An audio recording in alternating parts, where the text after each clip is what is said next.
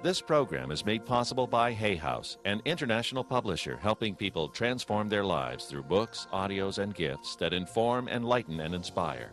On the web at www.hayhouse.com.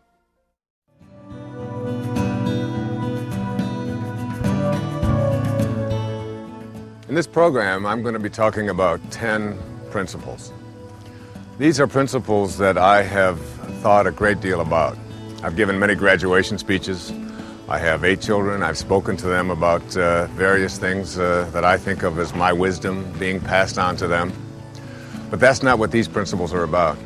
These 10 powerful principles are the principles that I believe that each and every one of us can put into practice to create for ourselves the kind of life that we'd really like to live. Most of us want to have a sense of peace in our lives. Most of us would like to be able to feel that they're on purpose in their life.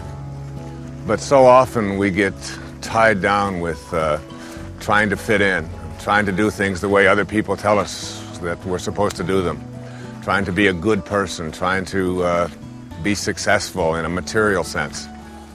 I think the most important thing any one of us can have is a sense of inner peace, a sense of I am a successful human being and I am living the life that I was destined to live, that I showed up here as a person who's a divine creation with a heroic mission. These principles to me represent the most important and significant things that a human being can gather into their lives. And they're very practical. They're things that we can use and work on each and every day of our lives. These principles have guided my life since I was a young boy, living in foster homes and earning my own way through everything in my life. These principles work, but they only work if you decide you're going to make them work for yourself. They're not about being what other people think you should be. They're about living the life that you are destined to live, about fulfilling your own sense of purpose as a human being. They're principles for inner peace, they're principles for success, but they have nothing to do with the material world. They have to do with looking within and connecting yourself to that great source that keeps all of us living and breathing in a fully functioning way.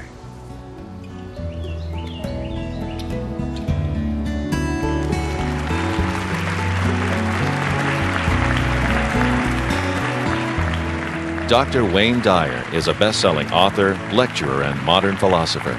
He holds a doctorate in counseling psychology and is America's leading teacher of transformational wisdom. Thank you. Thank you very kindly.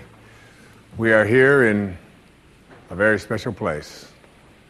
We are in the very church where, on the very setting, where Emerson, Ralph Waldo Emerson's grandfather, was the minister here when the American Revolution began, and the shot heard round the world was fired just a little ways within walking distance of where we're standing. And it is a very special time for me because in my writing place, which is a very private place, I don't write with a computer. I don't write with a typewriter. I put my left hand on the table and I take my right hand with a ballpoint pen and I have a pad of legal size paper and I allow whatever comes through to come through my heart and onto the page. And in that writing space, I have had a picture of 2 people on my desk. The 2 people that have been on my desk have been Ralph Waldo Emerson, who was called by many America's teacher, a man who just took the ideas that he felt burning in his breast and talked about them regardless of what others around might have felt or thought. He gave an address at the Harvard School of Divinity and wasn't invited back for 33 years because of the things that he said about how he felt man should become self-reliant and how spirituality ought to serve man rather than frighten him. On the other side of my desk is a picture of a man named Henry David Thoreau. And Thoreau was a man who decided even to go to prison rather than pay his taxes to a government who was doing some things that at that time he considered an abomination. And he went off to Walden Pond to live and wrote in his journal, "Simplify, simplify, simplify," to which Emerson reportedly responded, "I think one simplify would have sufficed." At any rate, these two giants, along with Bronson Alcott, who was the father of Louisa May Alcott, who wrote Little Women and so many other powerful books about the rights of a woman to be treated with equality at a time when such things weren't even considered.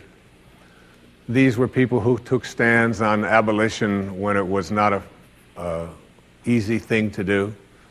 They were stops here along the Underground Railroad to help people, fugitive slaves who were escaping. These people took these kinds of stands and held meetings at the Concord School of Philosophy to discuss an American approach to contributing something that we call now self-reliance, one of Emerson's most famous essays.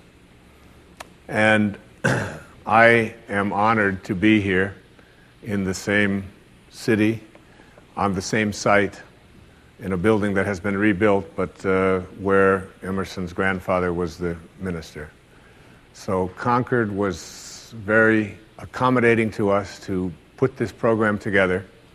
And what this program is about is what I call with apologies to David Letterman, my top 10. He does a top 10 every night, and of course they're very amusing.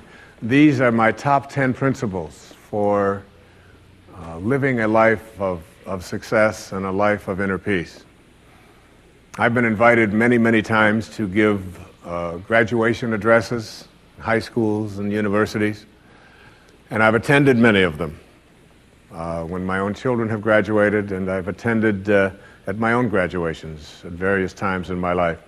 And most of the time, these speeches revolve around certain kinds of themes. One of the themes that they revolve around is success involves working hard and setting goals and listening to your elders and putting aside for the future and all kinds of nose to the grindstone advice about becoming successful later on if you follow these principles. This isn't what this program is about. I have put together what I think are principles that you can live and practice and go to work at each and every day, but these principles don't allow you to become just like everybody else. They're not designed to have you fit in. They're not designed to have you have a life of material success necessarily and defining your success that way, or to feel a sense of inner peace based upon making a connection to something that someone else tells you is what you need to be connected to. These are my principles that I've lived, and it's very difficult for me to tell you to respect your elders and to have other people's opinions be the things that you should use to follow in making your own decisions in life when I've hardly ever done that myself. And I've often said in my talks over the years that any success that I have experienced in my life is really in spite of my education rather than because of it. And it isn't because I am putting down education. I've been an educator all my life and a teacher at all levels, from grade school to junior high school, through high school, professor at several universities, and I have lectured extensively all over the world as a teacher. And I never, ever take this responsibility lightly. But I really believe that inside each and every one of us, we must find our own way of fulfilling and actualizing ourselves as human beings. And no one else out there can direct us or tell us how to do that. It has to be something that comes from within. One of the books that I read when I was very young was handed to me by a man I respected a great deal. And in it was written by Napoleon Hill, and it was called Think and Grow Rich. And it wasn't a book about how to make money and how to get rich. It was really a book that was transformative when I read it at the age of 18, which taught how to have a deeper and a richer experience of life. And that the people who are able to have this deeper and richer experience of life were not necessarily those who did things the way they were told to do things.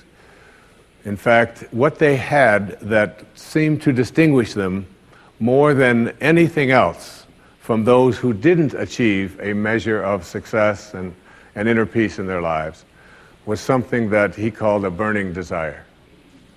And this burning desire is something that I can identify with very, very strongly. I am just turned 61 years old.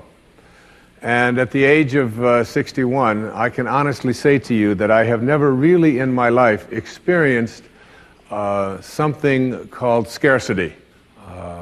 I grew up in a series of foster homes, and my life was not one of having things handed to me. I've had to earn whatever I've had to earn along the way, and I've done everything from drive delivery trucks and work as a cashier. I used to, as a doctoral student, ring out the groceries of my students that I was teaching, and take their bags out and hope that my students would give me a tip. I mean, I've been out there working, all right, all my life. But one thing that I've known and I've experienced and I remember from looking at the lives of people who have been able to establish themselves as successful, if you will, is that they have this thing called a burning desire. And a burning desire is not like any other desire. I mean, all of us have desires. I mean, if you want to eat your dinner, you have to have a desire to go get the food, or move from one room to another, or put the food onto a plate and heat it up, or whatever. Desire just comes with being human, being living in a human body. A burning desire is something very different. A burning desire is like having an inner candle flame that never flickers. Though the worst goes before you, this thing can't be put out. No one out there can ever tell you, you can't do this, or you can't have this. In fact, when other people do tell you you can't have it or you can't do it, all it does is, for those who have that burning desire, is reinforce that this is something I am going to be able to accomplish. And I will use your skepticism and I will use the doubt that you provide to motivate me even further.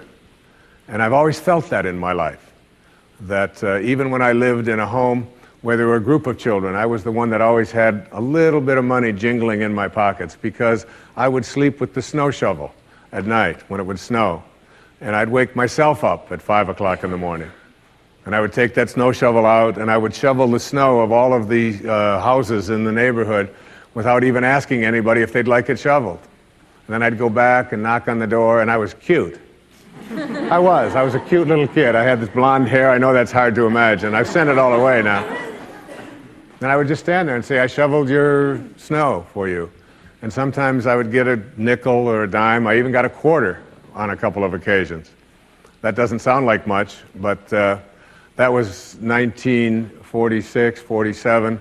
That's equivalent to $6,000 in today's money, all right?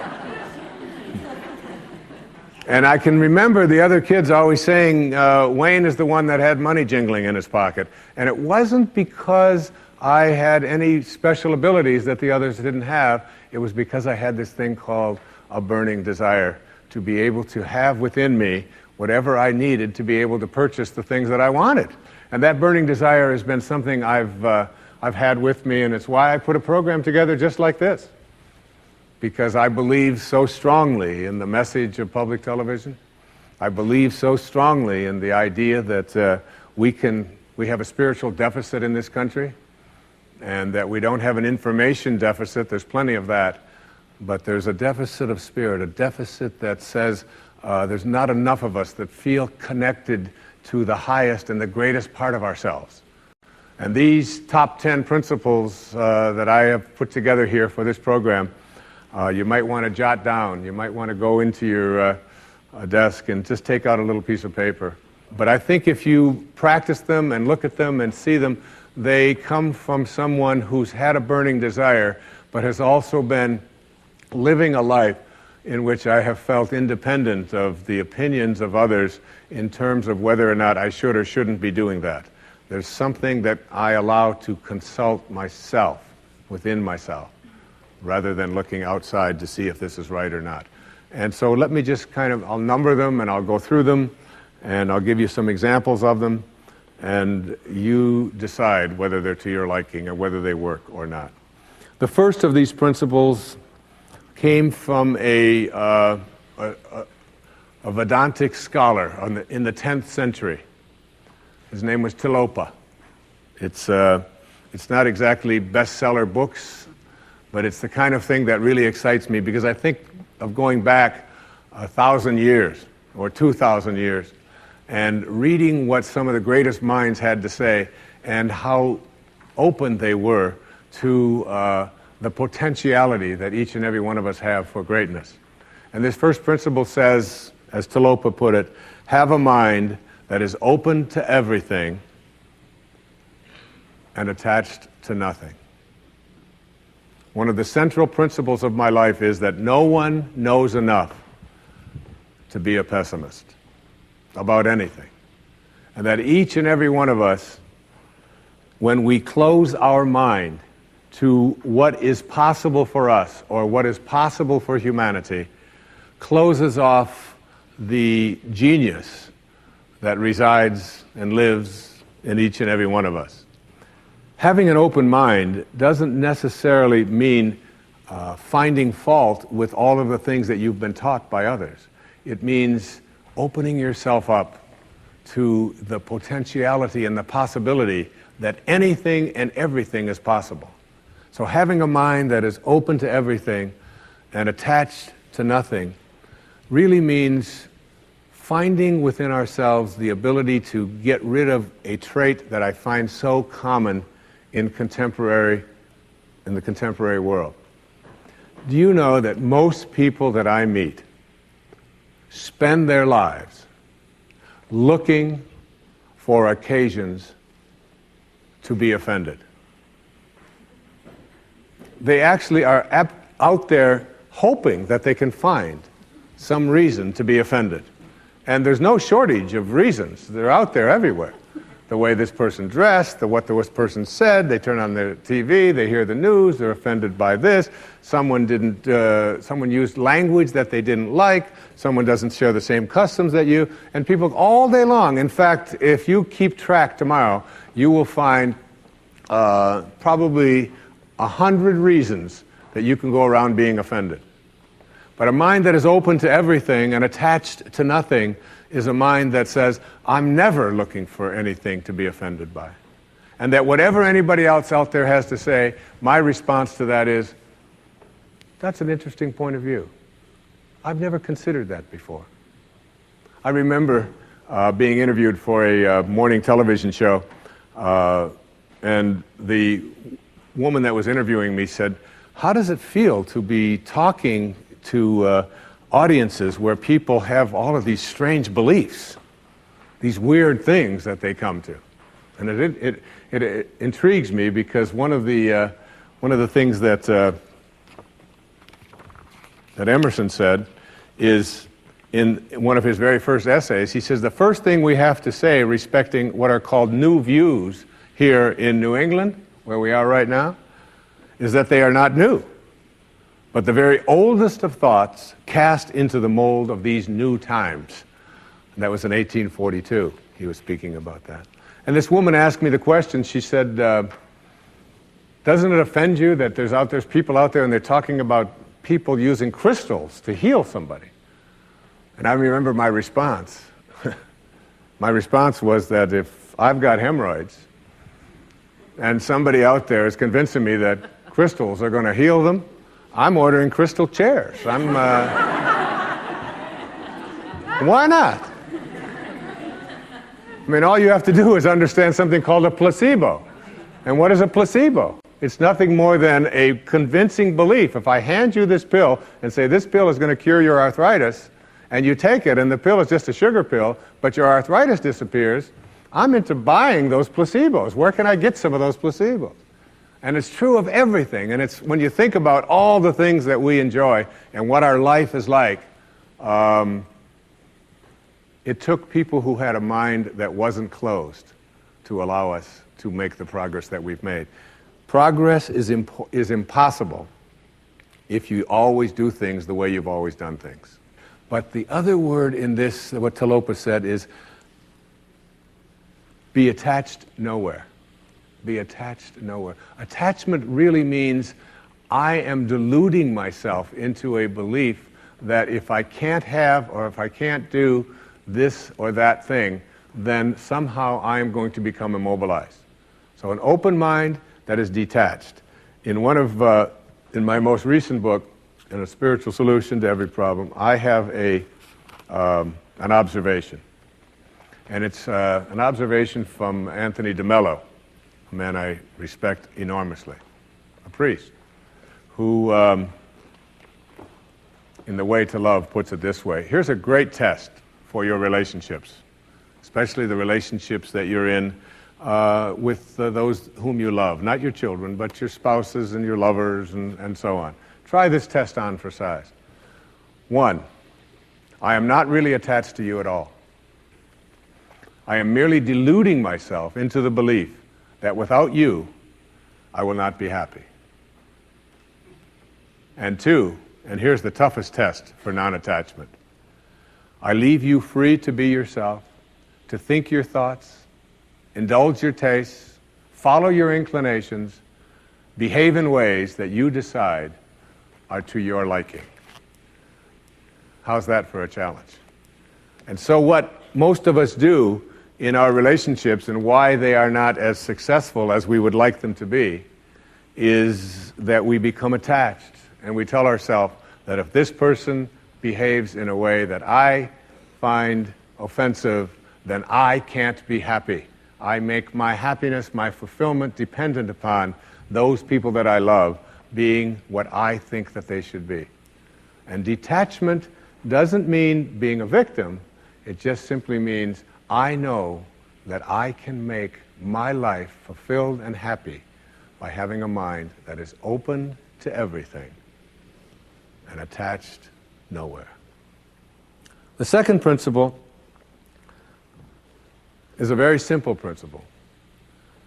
It says you can't give away what you don't have. Now it sounds ridiculous, okay? But it's more than what meets the ear as you hear this. You can't give away what you don't have. People who are not good at giving away love can't give away love because they don't have it to give away. If I want to give you a dozen oranges, I can't give you those dozen oranges unless I go out and pick up 12 oranges someplace. Otherwise, all it is just empty rhetoric. And the same thing is true of virtually everything in your life. You can't give away love for others if you don't have love in here to give away. If what you have in here is contempt, if what you have in here is anger, if what you have in here is fear, then these are the things you're going to be giving away in your life. And I've often thought, and I really believe very strongly that there's a law, sort of a law in the universe. I call it the law of attraction. And the law of attraction is one that works like this. You get back from the universe, from the world, what it is that you put out there in the world. And if you're putting out there into the world that I am not worthy of attracting something beautiful into my life, that the universe will respond back to you with exactly that message. And there are people who come to me and who came to me for years when I had my own counseling practice and so on, and they would say to me, I just keep attracting the same kind of people, the same kind of events, the same kind of losers into my life. Why is that? Why do I keep doing that? And I keep attracting an absence of abundance. I just can't seem to attract abundance into my life. I'm always behind the 8 ball. I'm never getting ahead. And I suggested to them, I said, did it ever occur to you that that's the very kind of message you're sending out to the world and out to the universe? That the ocean of abundance is there. And you can go to that ocean of abundance, and you can take a Mack truck, and you can fill it up 20 times a day, and take it out of there, and guess what? It doesn't impact at all the ocean of abundance. It doesn't even go down a zillionth of an inch. It's unlimited. Or you can go to the same ocean of abundance with a eyedropper, and you can just take this much out once a month and say, that's all that seems to be available for me. And the interesting thing for me is that when people go to this ocean of abundance, this unlimited world, all that I have is thine, it says in the holy books. All that I have is thine. It's all there for you. But if you believe inside that it's limited, that you can only get so much, that other people are going to get it before you do, then you'll find yourself creating that very same thing.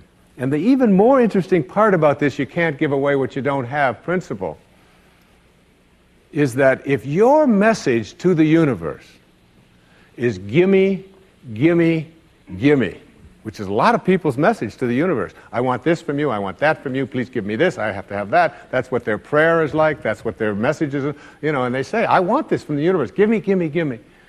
The universe's response back to that kind of a mentality is exactly the same. The universe will say right back to you over and over again, gimme, gimme, gimme. And you'll find yourself never ever arriving, but always being in a state of striving, always feeling as if you're being neglected, never feeling as if you have enough, always feeling as if you're being shortchanged, because you're constantly under the pressure to give, to get back what the universe is demanding from you. And the interesting thing about all of this, the irony of this, is that if you shift that and you say to the universe, to the world, how may I serve? How may I serve? The universe's response back to you is, how may I serve you? How may I serve you? And it's very intriguing. When you take your energy and your attention off of what you are demanding from the world, and instead saying, what can I give to the world? And it's really the basis behind that very famous line of the President John Kennedy's inaugural address. Ask not what your country can do, ask what you can do for your country. And the irony of that is, and I've learned that in my own life, that when I stopped thinking about what was in it for Wayne Dyer and how much could I get, and I began to shift and say, how can I help you? How can I give to you? What can I do for you? And people who write to me, I send them something. When I encounter somebody that needs help of some kind, I'm very often just giving that to them. And then I find that it just keeps coming back into my life. And once I shifted that energy off of what can I have into what can I give, it seemed to me that the universe responded back with the very same message. What can I give to you? And the most incredible and wonderful and beautiful abundance has flowed into my life in every way that I can possibly think of. You can't give away what you don't have. So take a look at an inventory of what you do have. How much do you love yourself? How much kindness do you have in you? How much peace do you have in you? How much joy do you have in you? And if you're able to give that away as many times as you can in a given day, watch and see how much more of that continues to show up and come back in your life. Okay? The third principle is one of my very favorites. It's called, there are no justified resentments. And this is a very difficult principle for many people to get, but one that I believe very strongly in. I was in a group one time of drug addicts and alcoholics. And I was one of the people that was a sponsor and leading this group. And the sign on the wall said, there are no justified resentments in this group. And what I said to that group that night was, no matter what anybody says to you here, no matter what kind of anger comes directed towards you, no matter how much hate you may encounter showing up in your life, there are no justified resentments. Meaning that if you carry around resentment inside of you about anything or about anyone, and I'm talking about the person that you lent money to and hasn't paid you back, I'm talking about the person in your life that you feel was abusive in your life, I'm talking about the person who walked out on you and left you for somebody else, I'm talking about all of the things that you have justified in your heart and in your life that you have the right to be resentful about. And I'm suggesting to you that those resentments will always end up harming you and creating in you a sense of despair. I've often said that no one ever dies from a snake bite. The snake bite will never kill you. You cannot be unbitten. Once you're bitten, you're bitten. But it's the venom that continues to pour through your system after the bite that will end up destroying you. So now you have to take a look at all of the resentments that you may have in your life. And I'd like to suggest to you that I think there is a wonderful metaphor for this that I have created in my life for how to make this work. And I think that Regis Philbin is the one who's responsible for it, all right? My buddy Regis. There's a show called Who Wants to Be a Millionaire that has been popular all over the world. I'm in South Africa, it comes on, all right? I was in Australia, and they've got their own Australian version. And in Greece, they have the Greek edition of Who Wants to Be a Millionaire. And basically, this show has two levels that you have to get to. Now, the first level is the $1,000 level. And at the $1,000 level, you basically have to answer a question like, on your hand, you have some digits. Those digits on your hand are called your feet, your nose, your ears, your fingers. And everybody who ever goes on the show has this horrible dread that they're going to go out on one of those questions, right? So basically, in order to get to the $1,000 level, all you have to do is answer 5 pretty simple questions in order to get to the $1,000 level. Now, on this program, the $1,000 level for you in this metaphor means that you will leave with something if you get this. At least get this. This is the $1,000 level. You must send blame out of your life for any conditions of your life. Blame has to go. All right? Now, blame means if you're sitting there with a disease, you say without guilt, it's mine, I take responsibility for it. This means that if you have been through any tough circumstances in your life, this means if you have a minimal amount of financial security in your life, this means if your children don't get along with you, this means that if your neighbors are taking up a petition to get you out of the neighborhood, whatever it might be that's going on in your life, you name it, and everybody across this great country and across this world has a series of these things that you're willing to say, I am here because of the choices that I have made right now. I'm willing to say that. Even though it's difficult, and we know it's really not your fault. We know really there's a lot of people out there who are really bad, all right? But you're willing to say no blame. That's the first level, all right? That's where you understand no justified resentment. And then on the Who Wants to Be a Millionaire show, there is what is called the $32,000 level. And the $32,000 level is not only an opportunity for you to walk away with a sizable amount of goodies, which you can walk away from tonight in this program, but it also is the door opener to multi-wealth. But you got to get to this in order to have an opportunity to move into these transcendent levels, all right? Millionaire spiritual status, all right? You got to get through these next 5 questions. And this $32,000 question, or level rather, comes to this. It came to me from a quotation that I used in the writing of a spiritual solution to every problem. I read a book that was written a couple of thousand years ago by Patanjali, the Yoga Sutras, the aphorisms of Patanjali. And one of those sutras, one of those aphorisms, observations that this brilliant man made almost 2,000 years ago was this. He said, if you become steadfast in your abstentions of thoughts of harm directed towards others, all living creatures will cease to feel enmity in your presence. Now this translates to blame, pretty basic, no more blame. I'm just not going to assign responsibility to other people for where I am, because now I have an opportunity to get rid of it. If I think someone else caused it, then I've got to wait for somebody else to change in order for me to get rid of it, and you might wait forever for that. But if I take responsibility for it, I can do something, including move on, which might be the most important thing to do.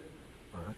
But at the higher level, when there are no justified resentments, what you are doing is what St. Francis did, Francesco. What you are doing is you are at a place where you are sending love in response to hate. You are literally saying, no matter what comes my way, I am going to be steadfast in my abstention of thoughts of harm directed toward others.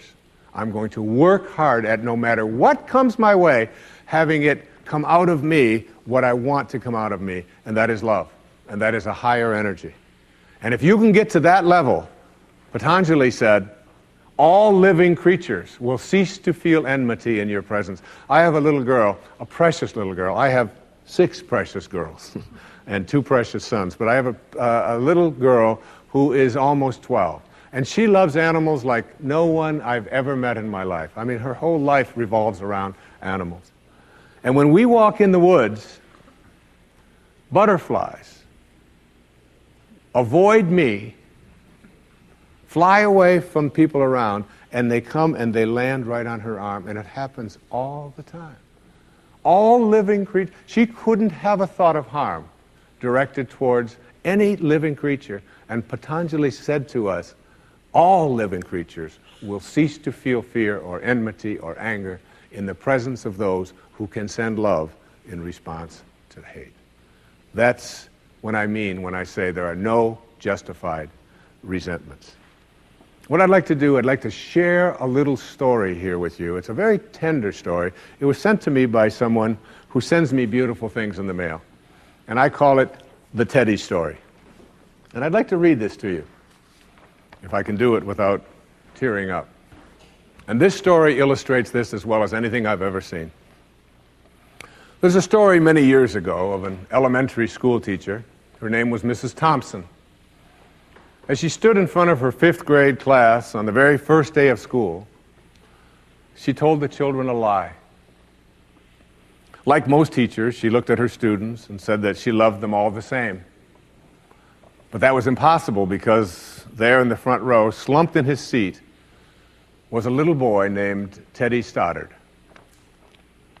Mrs. Thompson had watched Teddy the year before and noticed that he didn't play well with the other children, that his clothes were messy, and that he constantly needed a bath. Teddy could be unpleasant. It got to the point where Mrs. Thompson would actually take delight in marking his papers with a broad red pen and making bold X's and then putting a big F at the top of his papers. At the school where Mrs. Thompson taught, she was required to review each child's past records, and she put Teddy's off until last. However, when she reviewed his file, she was in for a surprise. Teddy's 1st grade teacher wrote, Teddy is a bright child with a ready laugh. He does his work neatly and he has good manners. He's a joy to be around. His second grade teacher wrote, Teddy's an excellent student, well liked by his classmates, but he's troubled because his mother has a terminal illness and life at home must be a struggle. His third grade teacher wrote, his mother's death has been hard on him. He tries to do his best, but his father doesn't show much interest, and his home life will soon affect him if steps aren't taken. Teddy's fourth grade teacher wrote, Teddy's withdrawn and doesn't show up much interest in school. He doesn't have many friends, and sometimes he even sleeps in class. By now, Mrs. Thompson realized the problem, and she was ashamed of herself. She felt even worse when her students brought her Christmas presents wrapped in beautiful ribbons and bright paper, except for Teddy's. His present was clumsily wrapped in heavy brown paper that he got from the grocery bag. Mrs. Thompson took pains to open it in the middle of the other presents. Some of the children started to laugh when she found a rhinestone bracelet with some of the stones missing and a bottle that was 1/4 full of perfume. But she stifled her children's laughter when she exclaimed how pretty the bracelet was, putting it on and dabbing some of the perfume on her wrist. Teddy Stoddard stayed after school that day just long enough to say, Mrs. Thompson, today you smell just like my mom used to. After the children left, she cried for at least an hour.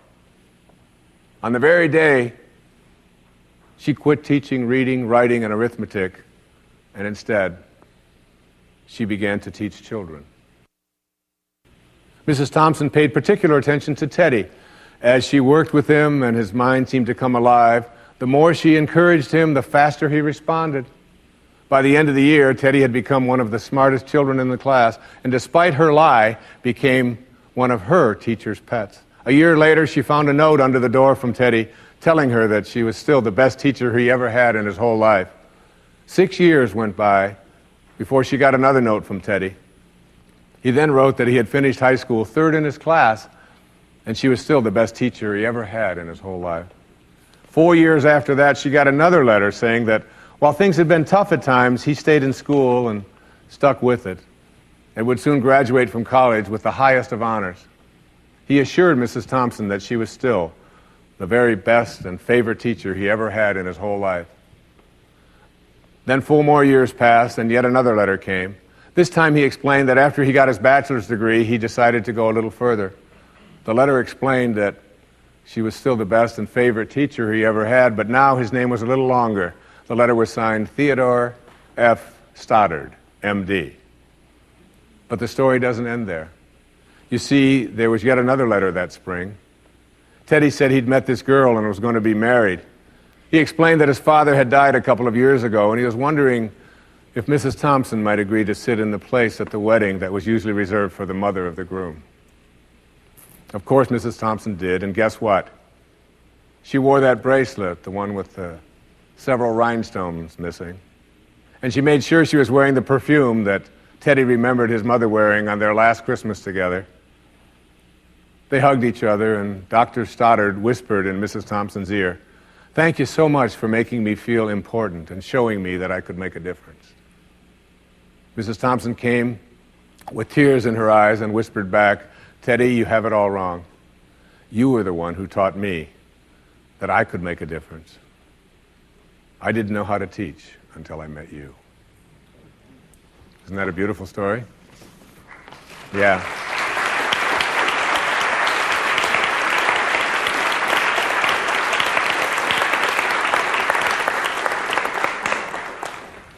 That symbolizes there are no justified resentments.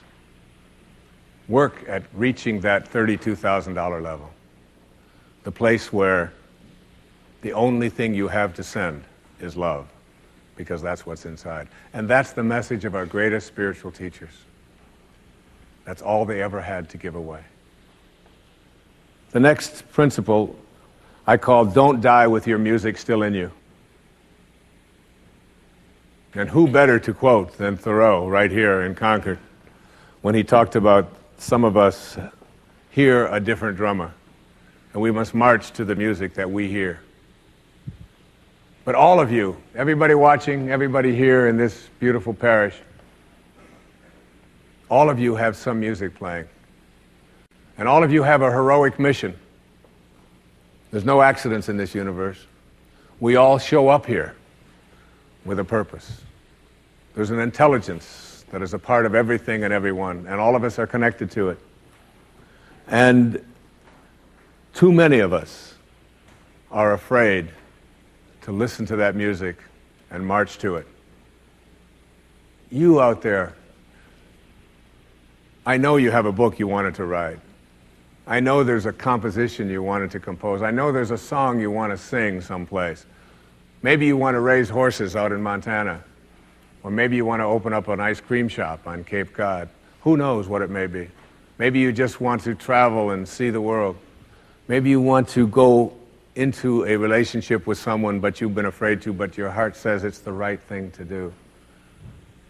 All of us feel something. And in Leo Tolstoy's famous novel, The Death of Ivan Ilyich, he asks this question that would be terrifying to me.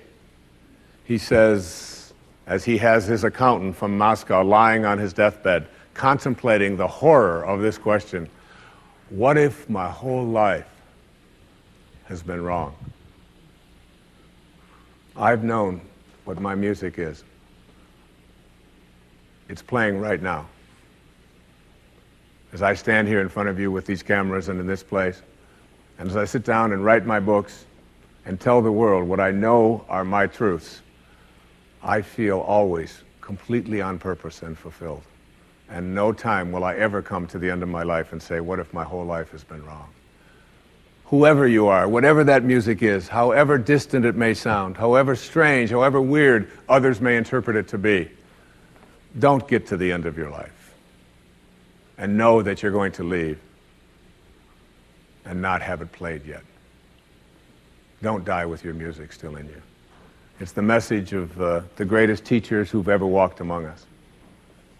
It's the message I give to you today as one of the principles for success and peace in your life. The next principle I call embracing silence. And embracing silence is not that I say this to you because it's so important to be quiet. What I have learned, I have a dear friend, and many of you know, we've put out tapes together, we've appeared on stages all over the world together. He's like a brother to me. His name is Dr. Deepak Chopra, a medical doctor, and a dear and close friend. And whenever anything is going on in my family, if I'm having a problem with one of my children or in my own life, and if I call him up and I'll say, Deepak, or his wife Rita, I'll say, Deepak, what do you think I should do? He always has the same answer, meditate.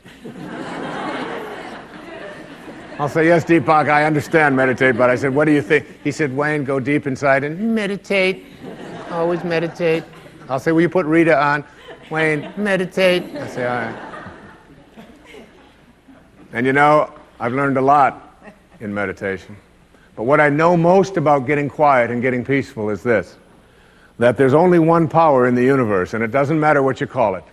You can call it soul, spirit, consciousness, God. You can call it Louise. You can call it anything that you want. But as Alan Watts said, you can't get wet from the word water. It's not what we call something that gives it its substance. And this one power, this one force that flows through everything and allows everything to be, is indivisible. You can't cut it in half. You can't divide it. It's one. It's knowing the one. And everything in your life is almost always given a division. Male, female, young, old, tall, short, black, white, good, bad, up, down. These are all dichotomies. These are all these splits that we all have in our lives. The whole physical world that we live in and are immersed in, it's always immersed in this division. I used to teach course at St. John's University in New York, and I used to tell my students when I was trying to teach this principle, anybody who can come to class and bring with them a magnet that only has a North Pole, I'll give you an A in the course. You don't ever have to attend another class.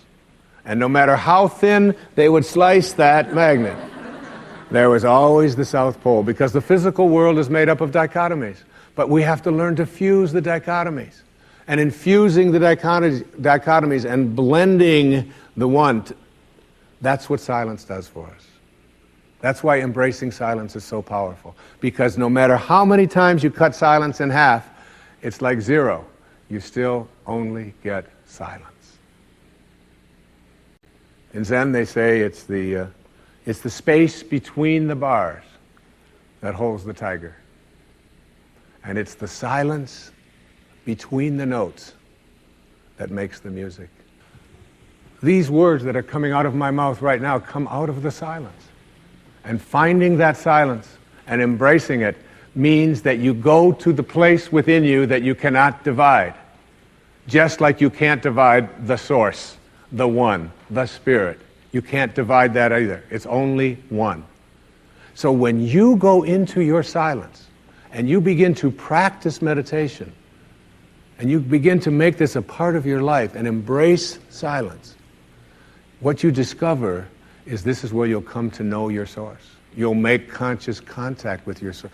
I can't tell you how many people that have come to me who have suffered from serious illnesses, who've been given diagnoses that it's terminal and that you can't do it, who have gone out to the wilderness and have decided that I am going to commune with nature. And the transcendentalists, Thoreau and Emerson, they believed that nature was our source and that we were all products of nature. And if you can get back to your source, if you can get back to that feeling of being with spirit, that's where healing can take place. And I've had wonderful stories of people who've told me that it was when I began to embrace that silence that I began to feel more connected to my source. Embrace silence because it's a way to come to know God, to know your source. Both are indivisible. And the only experience you can have in your daily life that even comes close to a spiritual awakening is silence. The next principle I call giving up your personal history.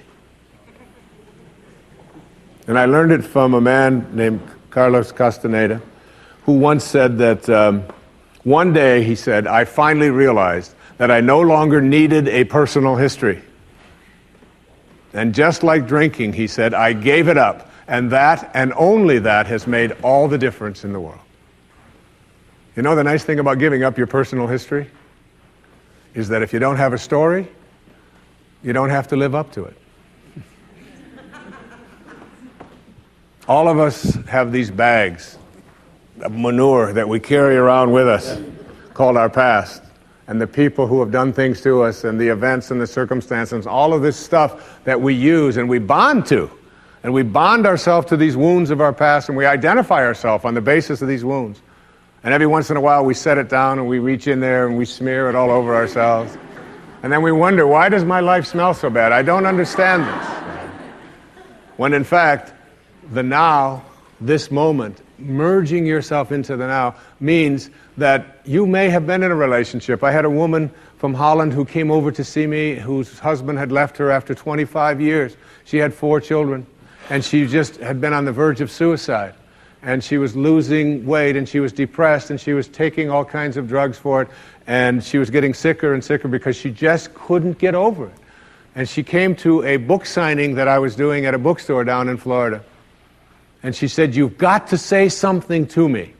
You've got to say something to me that will help me to get over this. And I told her this line. I said, give up your personal history. Merge yourself here, now, into this moment. And those 25 years are something, if you want to understand how to do it, think of your past as, this hat. And this is your past. Now, you can't just set this thing down over here and walk away from it and give up your personal history because you'll always have it there to look back at. What you do is you pick up your past and you embrace it. You understand it, you accept it, as I had to go through these things that I had to go through in order for me to get to this place today. And the evidence for that is that I did. You don't need any more evidence. You did. And then you toss it. You toss it. You embrace it and you toss it. And you merge into the now by giving up your attachment. And some of you have heard me use the metaphor of the wake. Alan Watts talked about the wake is not what drives the boat. The wake is just a trail that is left behind. That's all it is. And so is the wake of your life. And the wake doesn't make the boat go, and neither does the wake of your life, the reason why your life is going in the direction that it is. The wake is a trail that is left behind, and it's an illusion to believe that it is the cause of your suffering or your struggles or your difficulty. Give it up. Let it go. Embrace it, understand it, get help doing that if you must, and then move into the now. The next principle I call, it's from a line of Albert Einstein. He said, you can't solve a problem with the same mind that created it. In order to work at solving these things called problems in your life, you have to change your mind. It is your mind where they live. It is your mind that created them. There is where you experience them. They're all illusions. You must change your mind. Literally rewrite your agreement with reality. One of the things I had said earlier is that one of the most difficult things to do in the world is to admit that you were wrong. Admitting that you were wrong is nothing more than saying, I have been making choices with my mind that have created things in my life that are not working. And I no longer intend to continue making those choices. I was wrong. You don't have to make a declaration of it. You don't have to go out and feel guilty about it. You just simply say, it didn't work. The relationship that I was in before, I behaved in these ways. I didn't realize that it wasn't working for me. Now I do, and this is where I choose to be now.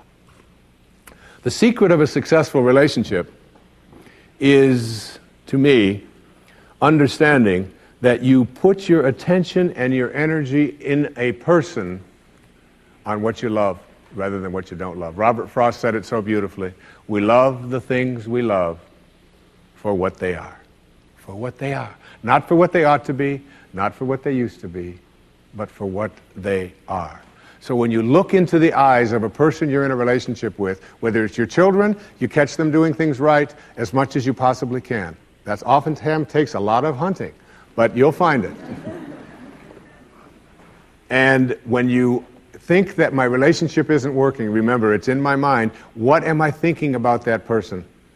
And if I could just change my mind and put my thoughts on what I love about this person and keep them there, that makes the relationship flourish. And there are people who go through their entire relationship history with no anger, no hatred, no bitterness, and only love.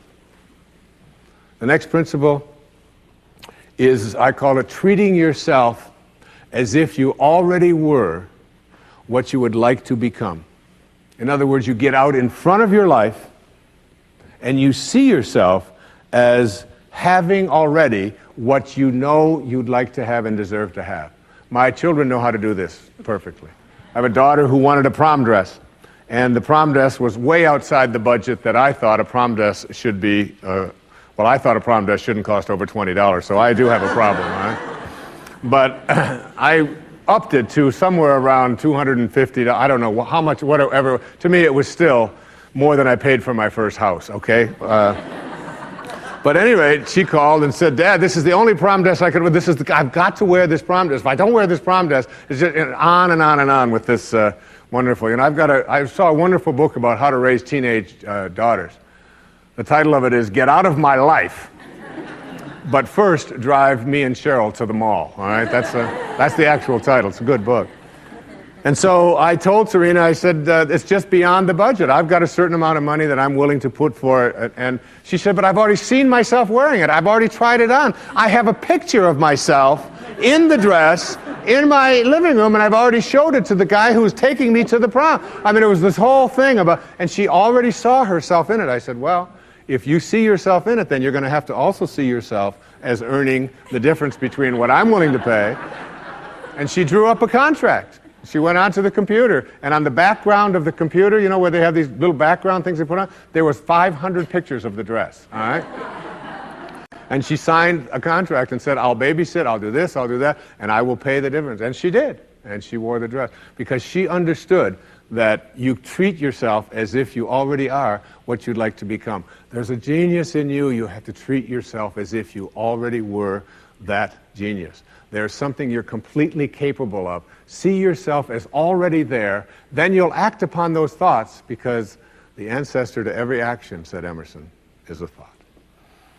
The next principle is called treasuring your divinity. Treasuring your divinity. There's a wonderful observation that I saw from Emerson in Self-Reliance. It's about trusting your divinity, knowing that you are connected to your source, knowing that you are a divine creation and that there are no accidents. He said, a man should learn to detect and watch that gleam of light which flashes across his mind from within, more than the luster of the firmament of bards and sages. Yet he dismisses without notice his own thought, because it's his own. In every work of genius, we recognize our own rejected thoughts. They come back to us with a certain alienated majesty. We often reject our thoughts, and we see the things that we think of as grand and as genius, and we reject them because they're our own. Treasuring our divinity instead of being terrified of it. Knowing that I am always connected to my source. There is no way that I cannot, because it is in you, and I am in you, and you are in me, and you can never be separated from it. There is no place that this source is not. It grows everybody's fingernails. It beats everybody's hearts. It digests everybody's foods. It opens all the flowers, and you're always connected to it. And finally, the last principle I call wisdom is avoiding all thoughts which weaken you. You know, every thought has an energy, just like everything else in the universe. And if you have a thought of shame, it will weaken your muscles. And what is your heart but a muscle? If you raise a child who believe in shame and feel ashamed of themselves, every time they think that shameful thought, they will be weakened. And if you have a thought of fear, and if you have a thought of stress, and you have a thought of anguish and anxiety, all of these thoughts and many more are the thoughts that will always weaken you. When you are having a thought that you know is disempowering you, shift it. Shift it to one that is empowering rather than disempowering. And the thoughts that empower are thoughts of neutrality and willingness and love, and ultimately thoughts of divinity. And when you see a troubled person who is out there struggling at the highest level of unity consciousness or God consciousness or spiritual consciousness, you recognize yourself in all that you see. There, but for the grace of God, go I. And I am connected to that person. Changing your thoughts. I appeared on the Tonight Show many years ago, several times, quite a few times. And I remember coming home from the Tonight Show, and I was walking along the beach, and they had taped the show the night before, and I was out for a walk, and a woman who lived in the Northeast stopped me, and she said, "Didn't I see you last night on the, how could you be here?" I said, "Well, I flew the red eye, and I was walking along." And she said, "You know, we're moving down here." She said, "What are the people like here? What's it like?" And I said to her, I said, "Well, what are they like where you live?" She said, "Well," she said, I live in a very big city." And she said, "They're very pushy. And people are not very kind. And they don't have time for you." And she said, "It's really not very pleasant." She said, "That's one of the reasons I'm leaving there." I said, "Well, that's pretty much what you're going to find here." That's basically what the people are like here. On the way back on the same day, someone else who had seen me the night before on The Tonight Show, who had lived in the Midwest, stopped me and asked me almost the same question. She said, "You live here?" I said, "Yes." She said, "Well, my husband and I are moving here and we're looking for a school." She said, "What are the people like here? What's it like here?" I said, "What are they like in Chicago where you live?" She said, "It's the Midwest." She said, "People are very friendly, they're open, they open their homes to you, they're very loving, they're very kind." She said, "It's a wonderful place." She said, "I love that, I'm going to really miss that." I said, "That's pretty much what you're going to find here." It's what you expect, it's what you think about that expands. It's what Emerson taught us. The ancestor to every action is a thought.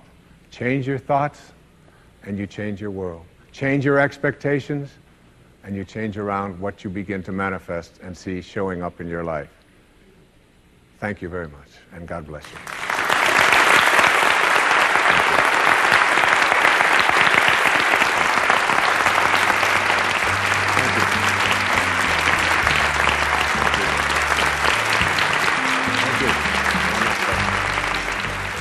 Coming up next, a special bonus segment.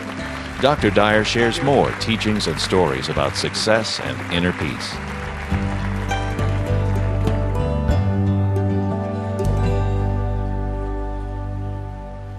I'm walking on the very grounds that Ralph Waldo Emerson, Henry David Thoreau actually walked on in their lifetime. And one of the most important things that Emerson said to all of us is that the whole course of things is to teach us faith. And teaching us faith isn't really about teaching us religion as much as it's teaching us faith in ourselves.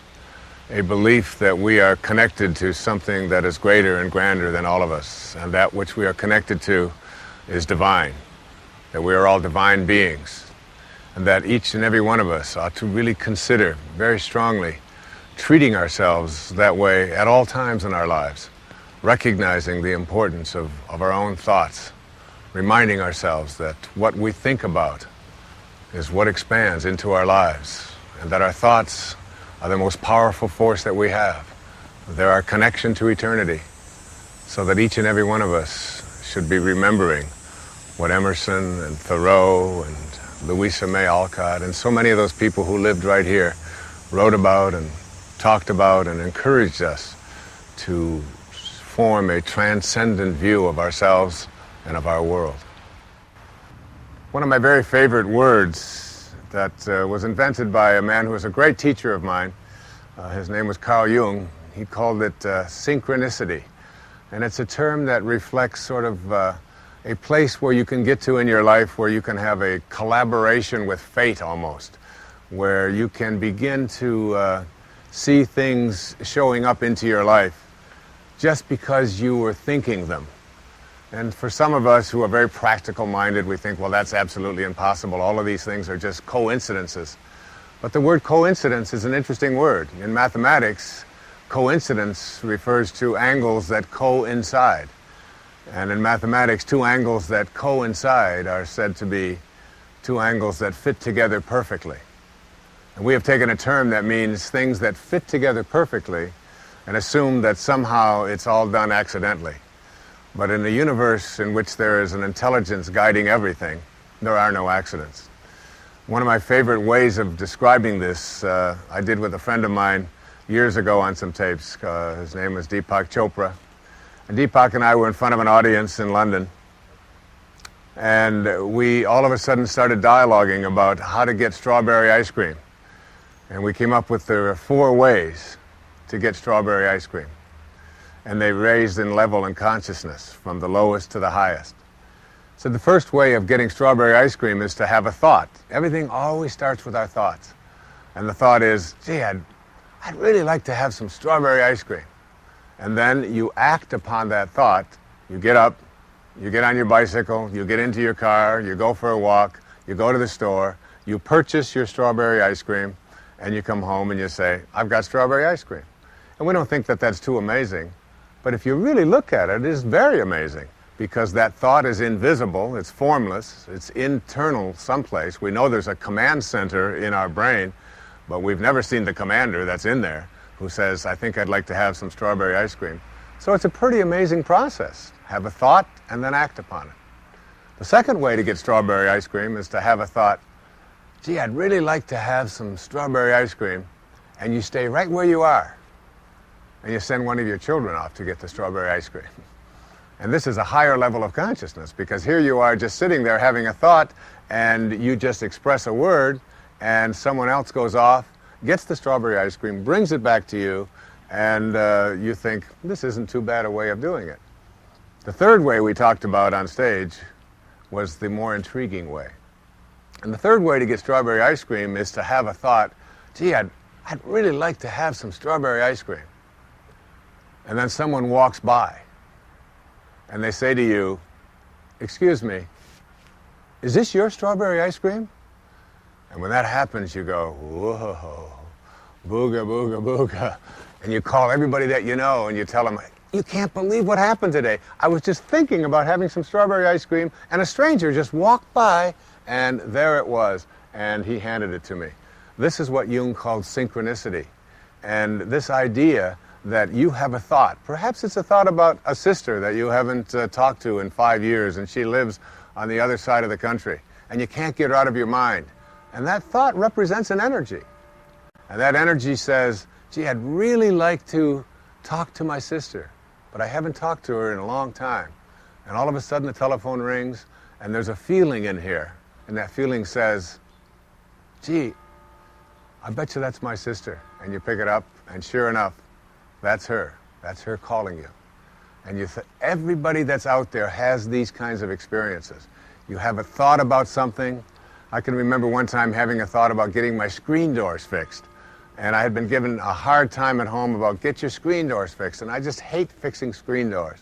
And I was driving down the freeway, and I looked to my left, and passing me was a truck that said, we will fix your screen doors. And I thought, this is synchronicity in work. And I followed that truck, and I got his number, and I called him, and I had the screen doors fixed before I even got home that evening through a telephone call. And we often think these kinds of things that we call synchronicity, or we call sort of a serendipity or collaboration with fate, that they're accidental. But there's no accidents in this universe. Every thought that you have is a thought that is an energy. And that energy, when it is sent out, connects to something else. And everything in this universe is connected. Every tree that you see in this scene right here, every single bug that's out there, all of the thoughts that you have, all of the human beings. There's a philosophy that says that a butterfly flows his wings in New York, that it affects the winds in Tokyo, all around the world. So that's synchronicity. But there's a fourth way of getting strawberry ice cream, and that's the way that I dream about and think about. It's called unity consciousness. And this is where you have a thought, gee, I'd really like to have some strawberry ice cream. And you manifest it. In the scriptures, this is called the gift of fish and loaves, that you live at such a high level of consciousness that whatever it is you place your attention on shows up, and you become the creator or the co-creator of your life. But those are the four ways of getting strawberry ice cream. The first is quite easy. You have a thought, and you go out and get it. The second is you have a thought, and someone else does it for you. That third one, called synchronicity, that's one in which you can begin to see that when you have a thought, you have the power to attract into your life what you're thinking about, even though you may not be consciously aware of it. You can literally negotiate the presence of what you place your attention on. And ultimately, even the least among you can do all that I have done, and even greater things. And this means that we all have that capacity to have the gift of fish and loaves in our lives, or to manifest what we would like. Basically, there are three levels of consciousness that I like to speak about. They go from low to high. The lowest level of consciousness is what I call ego consciousness. And it's the time when we believe that who we are is our bodies, and what we can do, and what we have, and what other people think of us. We essentially believe we're separate from everyone else, and we're separate from what we would like to attract into our life. We're separate from God. And we go through our lives sort of believing that we are so special and so important, more so than others, and in competition with others. And then there's a level of consciousness that I call group consciousness. And this may be higher than ego consciousness, but it still causes a lot of problems. This is where we begin to identify ourselves in terms of the groups we belong to. I'm an American, you're a Canadian. I am male, you are female. I'm Republican, you are Democrat.